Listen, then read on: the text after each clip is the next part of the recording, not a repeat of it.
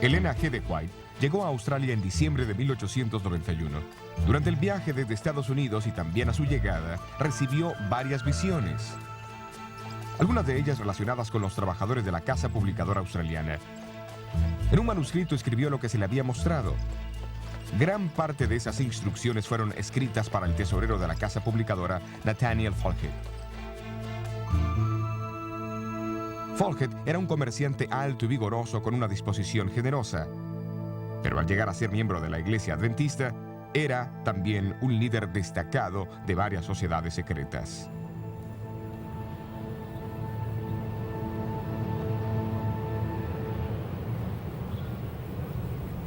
Y mientras el tiempo pasaba, se envolvía más y más en sus actividades masónicas, y menos en su trabajo para la Iglesia.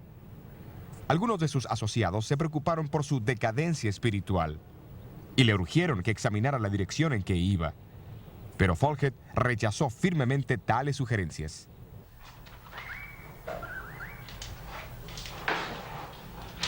Fue en ese tiempo que Elena White escribió lo que le había sido revelado.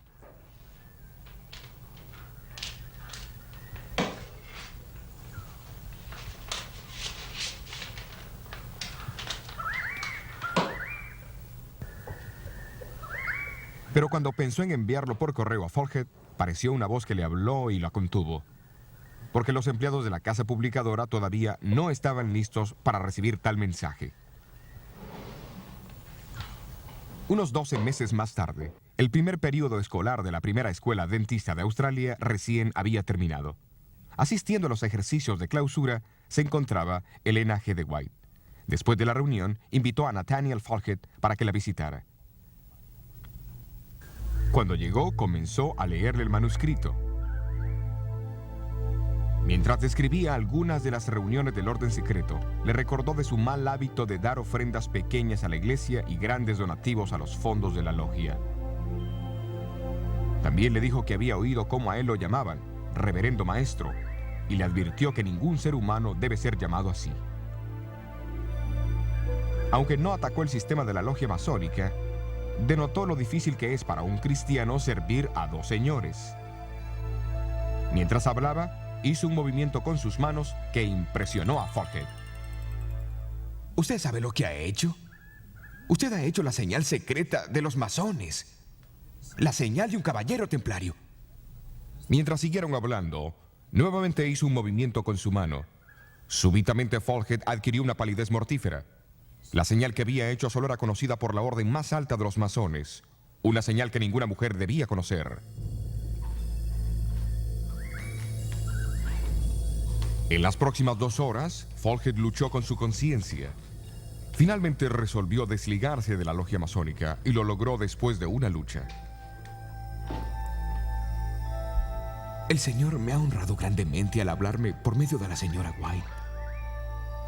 Él ha presentado mi caso a ella y me llamó por mi nombre. Por eso yo atenderé la instrucción del Señor.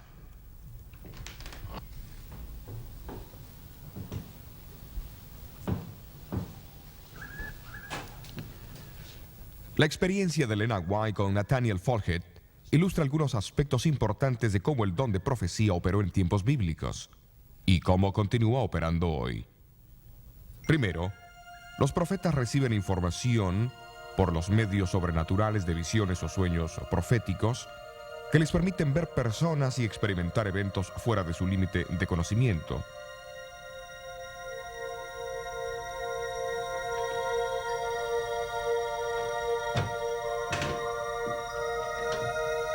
Luego, son dirigidos a comunicar el mensaje a las personas involucradas.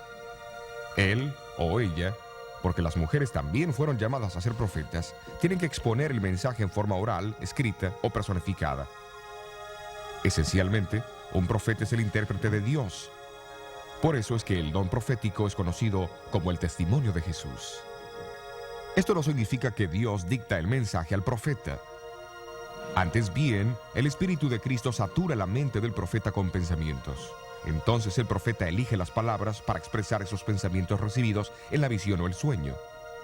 Esto también significa que la cultura El nivel educacional y la formación del escritor juegan un papel importante en la forma como estos mensajes son comunicados.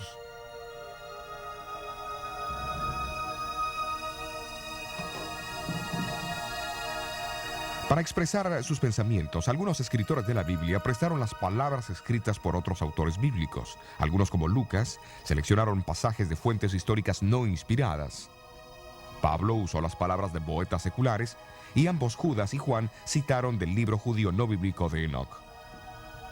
No obstante, bajo la dirección del Espíritu Divino, el profeta es inspirado por Dios y el mensaje llega a ser la palabra de Dios. Es también obvio notar que los testimonios de algunos profetas no fueron incluidos en los libros de la Biblia. Por ejemplo, los mensajes de Natán, Gad, Azarías, Débora, Miriam, Agabús, Silas y las 4 hijas de Felipe. Pero esto no hace que sus mensajes sean insignificantes o menos inspirados. Simplemente significa que estos fueron de valor local y relativamente temporal. Los profetas también jugaron una parte destacada en la iglesia del Nuevo Testamento. De acuerdo al libro de los Hechos, ellos iniciaron el plan misionero de la iglesia. Seleccionaron al personal y dieron instrucciones de los lugares donde debían ser enviados. En 1 Corintios 14, Pablo habla de que el don profético fortalece la iglesia, trayéndole ánimo y consolación.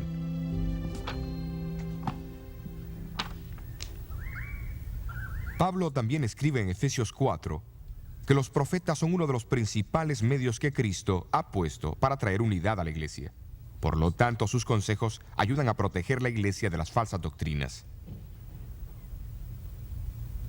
De acuerdo a Hechos 15, los profetas confirmaron a los creyentes en la verdadera enseñanza de la iglesia en tiempos de controversias religiosas. Pero sobre todo, Pablo enseña que el propósito primordial del profeta es llevar a hombres y mujeres a Cristo, estableciéndolos en una relación con Él. Para ayudar a alcanzar esa meta, Jesús predijo por medio de los profetas del Nuevo Testamento que tal actividad continuaría en la iglesia. El testimonio de Jesús no cesaría con el libro de Apocalipsis. De hecho, los libros de Joel y Apocalipsis indican que el don de profecía asistirá especialmente a la iglesia en el tiempo del fin. Es lógico esperar que esta manifestación postrera del testimonio de Jesús cumplirá el mismo papel y funciones de los profetas del tiempo bíblico. Dios nuevamente revelará sus designios por medio de visiones y sueños. Él también inspirará al mensajero para que el mensaje guíe, amoneste y desafíe a la iglesia. Claro, la pregunta que debe formularse es: ¿cómo empleó Elena White este don profético en su ministerio para la Iglesia Adventista del Séptimo Día? En 1860, ella escribió que cuando el Señor le daba una visión, era llevada ante la presencia de Cristo y estaba inconsciente de sus alrededores. Como el profeta Ezequiel, su atención durante la visión era a menudo dirigida a escenas que tomaban lugar en la tierra. Aunque ella no podía ver nada más de lo que el ángel le mostraba, a veces se le mostraban eventos futuros, en otras ocasiones eventos del pasado. Con frecuencia, no podía recordar lo que se le había mostrado hasta que comenzaba a escribir. Otras veces, no podía acordarse de nada hasta entrar en contacto con las personas a quienes la visión se aplicaba. Entonces recordaba clara y convincentemente la instrucción dada, aunque la misma le hubiera sido mostrada años antes. Yo dependo del Espíritu de Dios, tanto para relatar o escribir la visión como para recibirla. Se me han mostrado rostros que nunca antes había visto y años después los reconocí al verlos. He escrito a la medianoche cartas que han atravesado el continente y al llegar la crisis han evitado grandes desastres para la causa de Dios.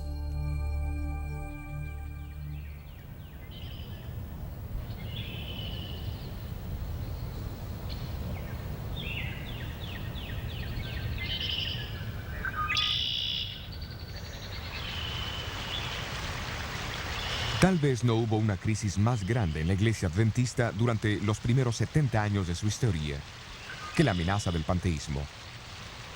Los panteístas creen que Dios no es un gran ente personal, sino una esencia misteriosa, una influencia impersonal que impregna toda la naturaleza. Aunque Él existe en todas las cosas, en árboles, flores, aire y animales, Él es tan impersonal como la gravitación o los rayos del sol.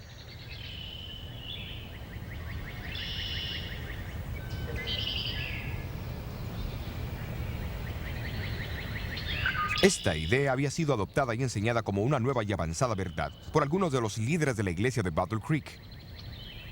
En realidad, amenazó los mismos fundamentos de la opinión bíblica de Dios. El doctor Juan Harvey Kellogg, el brillante doctor y superintendente de la institución médica de la iglesia en Battle Creek, fue uno entre muchos líderes de la iglesia que fue atraído por esta filosofía a comienzos de los 1880. Pero no fue hasta 1897 que introdujo esta enseñanza en forma pública. En las reuniones de la Conferencia General en 1899, celebradas aquí en la iglesia del sur de Lancaster, en Massachusetts, las ideas panteístas fueron nuevamente promovidas por varios líderes de la iglesia. Elena White estaba en Australia en ese entonces, pero fue impresionada a informar a la conferencia unos cuantos testimonios. Uno llevaba el título La verdadera relación de Dios y la naturaleza. La naturaleza no es Dios y nunca lo fue. La voz de la naturaleza testifica de Dios, declarando su gloria, pero la naturaleza en sí no es Dios. Como creación de Dios, solo profesa el testimonio de su poder. Bueno, hermanos, ¿qué piensan ustedes? La ocasión cuando ocurrieron estas comunicaciones fue muy significativa. Habían sido escritas aquí en Australia casi 4 semanas antes del comienzo de la conferencia, pero llegaron justo cuando se las necesitaba. Sin embargo, eso no fue el fin del asunto. La enseñanza panteísta prontamente se extendió en el colegio de Battle Creek y en el sanatorio que estaba bajo el control del Dr. Kellogg.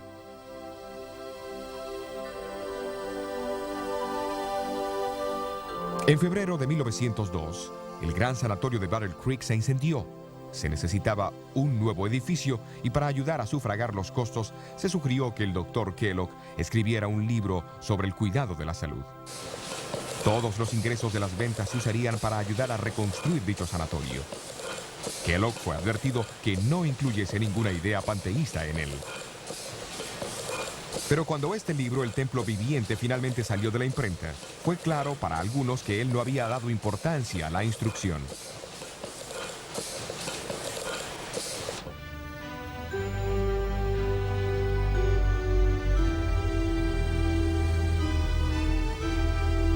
En 1903, los líderes de la iglesia planearon que el concilio anual tendría que ser en Washington, D.C. El presidente de la iglesia, Arturo Daniels, esperaba que no se hicieran referencias a El Templo Viviente o a las ideas panteístas de Kellogg. Sin embargo, cuando los defensores de Kellogg de Battle Creek llegaron, fue evidente que era inevitable una confrontación. Señores, necesitamos un nuevo modo de ver a Dios. El panteísmo no dará eso. Será una nueva experiencia religiosa. No estoy de acuerdo con usted, hermano Kellogg. No estoy de acuerdo con usted en absoluto. Amén. Yo creo Amén. que el panteísmo debilitará la fe y llevará a la iglesia a perder confianza en Dios. Aferrándonos a nuestras tradiciones. No hemos estado aferrándonos a eso por mucho tiempo. Lo que usted quiere hacer es llevarnos a pensar en un Dios que no se interesa Eso por no nosotros. es lo que hemos dicho. Hermanos, por favor, pienso que debemos terminar esta reunión.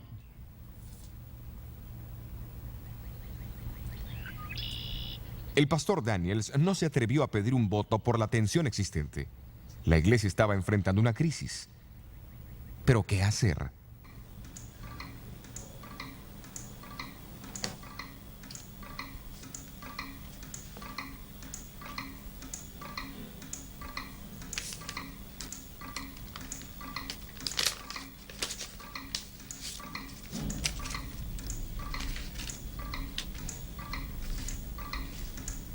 Tengo algo que decir referente al nuevo libro El Templo Viviente. Tengan cuidado con su modo de pensar acerca de este libro con respecto a la personalidad de Dios. Como el Señor me presenta los hechos, ese modo de pensar no tiene el apoyo de Dios.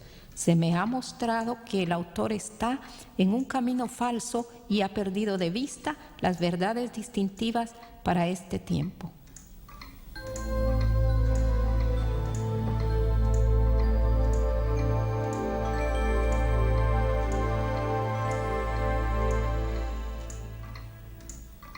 Elena White había escrito la carta desde su casa en Ells Haven, California, y la había mandado una semana antes. Fue una mera coincidencia que la carta llegase de miles de millas de distancia en el momento más oportuno. Por supuesto que Daniels y muchos otros no pensaron así.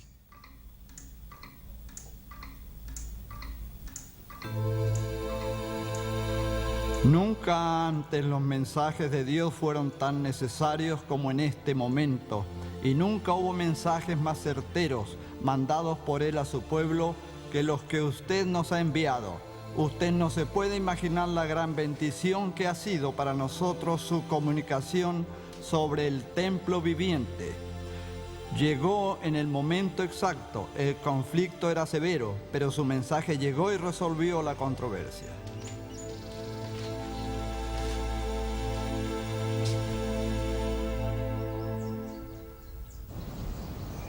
El Concilio de Washington no era solo una amenaza a la organización o al liderazgo, envolvió mucho más, pues la misma comprensión del carácter y personalidad de Dios estaba en peligro.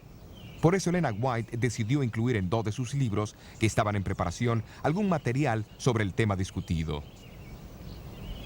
El 8º volumen de Testimonios para la Iglesia contiene más de 80 páginas sobre Dios y la naturaleza y la relación entre ambos. En el Ministerio de Curación, ella escribió una sección titulada El conocimiento esencial, que recalca la importancia de conocer al Dios que maneja el universo.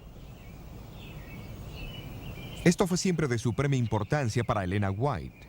Su constante blanco en sus sermones y escritos era exaltar a Jesús y su amor ante el mundo. Desafortunadamente, eso no estaba en primer lugar para toda la iglesia. Tomemos la iglesia de aquí, de Battle Creek. A ninguna iglesia Elena comunicó más mensajes que a esta. Los adventistas del séptimo día comenzaron su obra en esta ciudad de Michigan en el año de 1852, cuando el capitán del barco, José Bates, visitó la ciudad buscando al hombre más honesto del pueblo. El administrador de correos, Leonardo Stewart, lo dirigió a David Hewitt, un buhonero presbiteriano. Bates lo convenció de la importancia de guardar el séptimo día sábado, y Hewitt llegó a ser el primer adventista guardador del sábado en Battle Creek.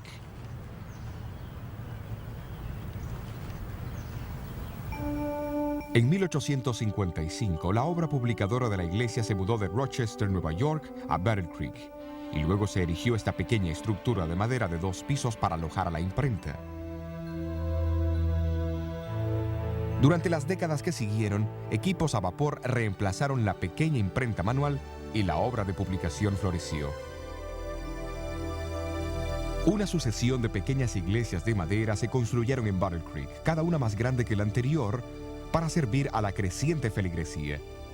En este segundo edificio, la joven iglesia decidió nombrarse Adventista del Séptimo Día en 1860 y se estableció su sistema de organización en 1863. En 1866, en respuesta a una visión dada a Elena White, la iglesia abrió su primer instituto de salud. El Instituto Occidental de la Reforma Pro Salud, como fue llamado, fue fundado en una antigua casa remodelada en Battle Creek. Su blanco no era solo tratar a la gente con remedios sensatos, sino también enseñar a la gente a cómo cuidarse para prevenir enfermedades. Pocos se imaginaron sus fundadores que en unas décadas recibiría reconocimiento mundial bajo su dinámico director médico, el Dr. Juan Kellogg. En 1872, la primera escuela adventista se abrió en la ciudad. Comenzó en el pequeño edificio de 2 pisos que en un principio había alojado la obra publicadora. 7 años más tarde, el famoso tabernáculo Dime, el 4º edificio de la iglesia adventista de la ciudad, fue dedicado. Una imponente estructura de ladrillos que podía acomodar a 3.200 personas y proveía un lugar ideal para las reuniones de la Asociación General. En menos de 30 años, Battle Creek llegó a ser la meca para los miembros de la iglesia, porque la misma proveía educación, trabajo y oportunidades para el cuidado de la salud como en ninguna otra parte. Pero Elena White reconoció las señales de peligro de tan intensa centralización. Para sorpresa, durante las décadas que siguieron, sus advertencias fueron notablemente desatendidas.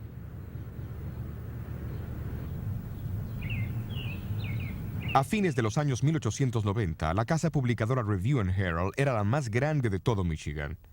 De fama mundial, el sanatorio en la colina tenía casi 1.000 funcionarios, más de 2.000 miembros de iglesia y visitantes asistían al tabernáculo Dime cada sábado.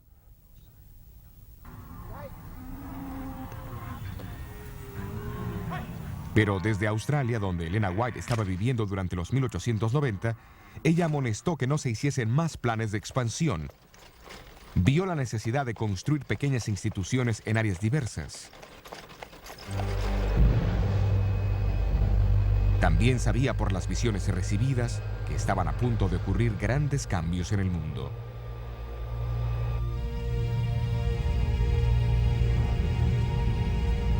En 1890, ella había escrito sobre futuros conflictos por todas partes, con el hundimiento de miles de barcos y la destrucción de fuerzas navales.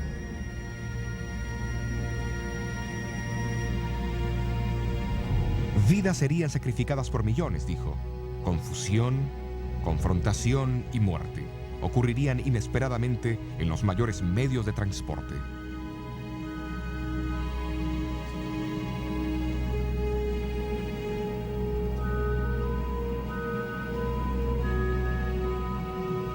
Recordemos que en 1890 una guerra mundial era inconcebible y los aviones y los carros a gasolina ni habían sido inventados. Pero todas sus palabras resultaron veraces. 24 años más tarde, en la Primera Guerra Mundial, 10 millones de personas murieron y otras 40 millones en la Segunda Guerra Mundial. Y han ocurrido grandes pérdidas de vidas en los mayores medios de transporte desde entonces.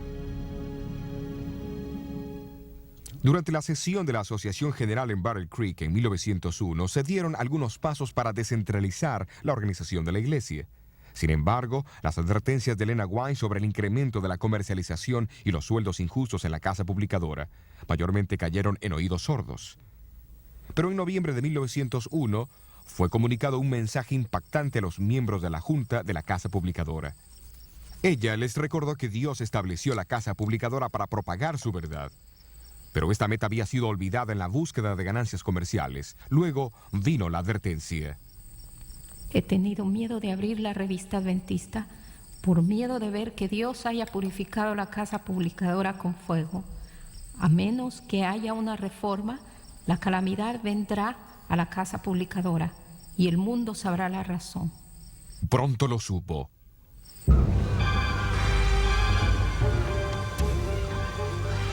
En la noche de diciembre 30 de 1902, el edificio principal de la casa publicadora fue reducido a cenizas.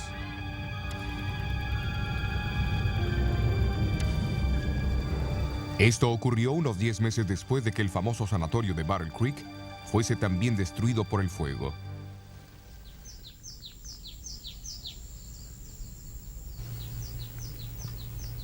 Cuando la noticia del fuego llegó a Elena White en California, escribió a los líderes de Battle Creek, expresando su profunda tristeza por la gran pérdida que la iglesia había sufrido.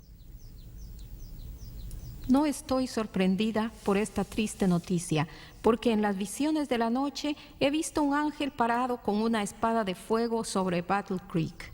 Una vez, durante el día, cuando mi pluma estaba en mi mano, perdí el conocimiento y pareció como si esta espada de fuego fuese primero en una dirección y luego en otra. Un desastre parecía seguir a otro, porque Dios fue deshonrado por hombres que decidieron exaltarse a sí mismos.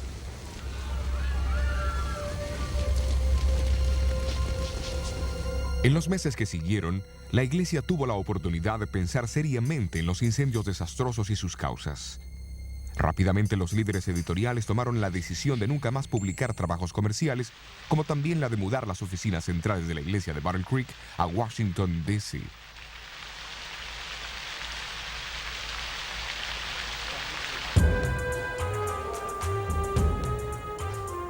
En los tiempos bíblicos, el profeta, siendo el intérprete de Dios, a menudo hablaba claro y señalaba mensajes de advertencia al pueblo de Dios, llamándolo a arrepentirse. Tales mensajes fueron populares porque casi siempre atacaban el egoísmo, el orgullo y el amor al poder. En Apocalipsis 3, Jesús escribió a una de sus iglesias: «Yo reprendo y castigo a todos los que amo». Dios es el mismo hoy día.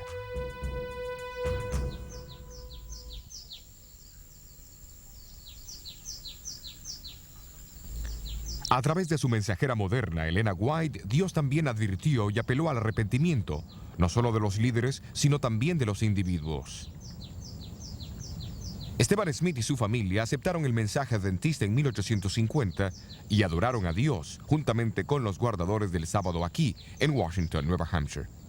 Sin embargo, no mucho tiempo después, Smith cayó bajo la influencia de lo que se llamaba la Nueva Luz y comenzó a predicar sus ideas. Se volvió mordaz y crítico del liderazgo de la iglesia, especialmente de Jaime y Elena White. A fines de 1851, el nombre de Smith fue desfraternizado con profundo dolor por sus ideas discordantes y mordaces. Los 30 años siguientes pasó uniéndose a uno u otro grupo separatista, y aunque se le amonestó sobre la ausencia de fundamento bíblico en sus enseñanzas, nunca prestó la debida atención a los consejos. Pero Dios todavía amaba a Esteban Smith y en una visión reveló su vida y su futuro a Elena White. A fines de los 1850, escribió lo que le había sido mostrado y concluyó con un llamado para que él volviese a Dios. Cuando Smith recibió la carta, se enojó y declaró que no quería ningún testimonio de Elena White. Cerró la carta y se olvidó de ella. Mientras tanto, Smith siguió en su crítica senda. Un amigo dijo que él tenía la lengua más malvada y fulminante que cualquier hombre que él conocía, y de esta manera malgastó los mejores años de su vida. Luego, en 1884, se le ocurrió tomar una copia del periódico de la iglesia, la Revista del Advenimiento y la Proclamación del Sábado. Sus ojos fueron cautivados por un artículo de Elena White. Al leerlo, se impresionó por su verdad. En las semanas que siguieron, continuó leyendo la revista, y su familia y sus amigos notaron un cambio gradual en sus actitudes mordaces y desagradables hacia la iglesia y sus líderes.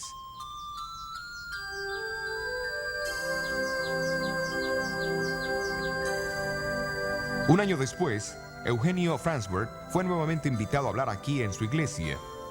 Su viejo amigo Esteban Smith, ahora con 78 años de edad, resolvió asistir a la reunión del sábado por la mañana, cuando Farnsworth predicó desde este púlpito sobre el surgimiento del movimiento adventista en la profecía bíblica.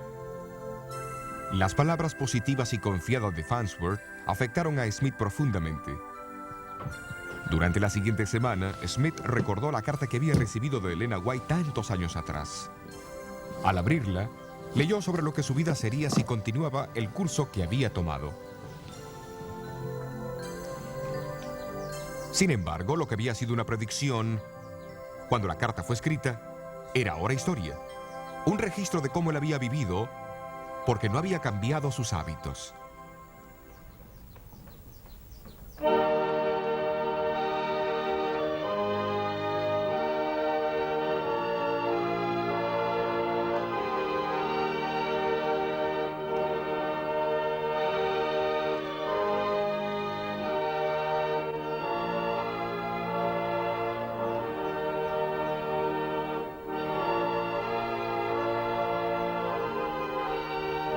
El próximo sábado, Smith volvió a la iglesia de Washington.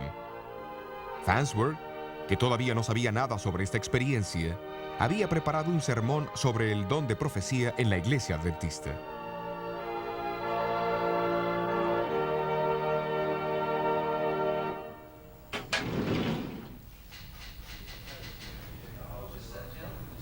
Esta carta fue escrita por Eugenio Farnsworth a Elena White el 15 de julio de 1885, poco tiempo después de predicar su sermón en la iglesia de Washington.